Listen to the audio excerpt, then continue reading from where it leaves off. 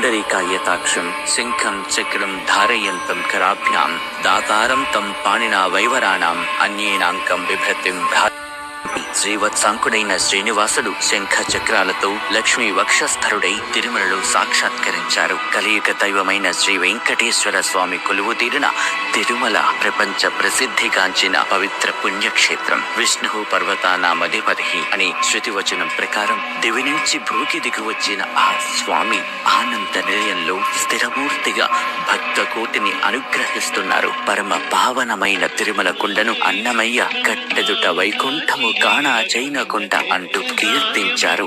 అనువనువు సాలగ్రామమైన ఈ దివ్య ధామాన్ని వర్ణించడం ఆదిశేషునికి కూడా అసాధ్యం. భగవత్ రామానుజులు తిరుమల కొండపై కాలు పెట్టి ఎక్కడానికి ఇష్టపడక మోకాళ్లపై అధిరోహించారు. తిరుమల కొండపై అణువణువు భగవత్ స్వరూపమే. సప్తగిరులు సప్త చక్రాలకు ప్రతీక. భౌగోళికంగా గమనిస్తే 7 కొండలు సర్ప సప్త పడగల ఆకారంలో గోచరిస్తాయి. ఉపాసకులకు ఇది సాధనా క్షేత్రం, యోగులకు ఇది సిద్ధి క్షేత్రం. యోగ సాధన ద్వారా ఒక్కొక్క చక్రాన్ని సాధిస్తూ చివరకు సహస్రార చక్రంతో ఆత్మదర్శనమై భగవంతుడిలో ఐక్యమవుతారు. ఇదే అలిపిరి నుండి ఆనంద నిలయం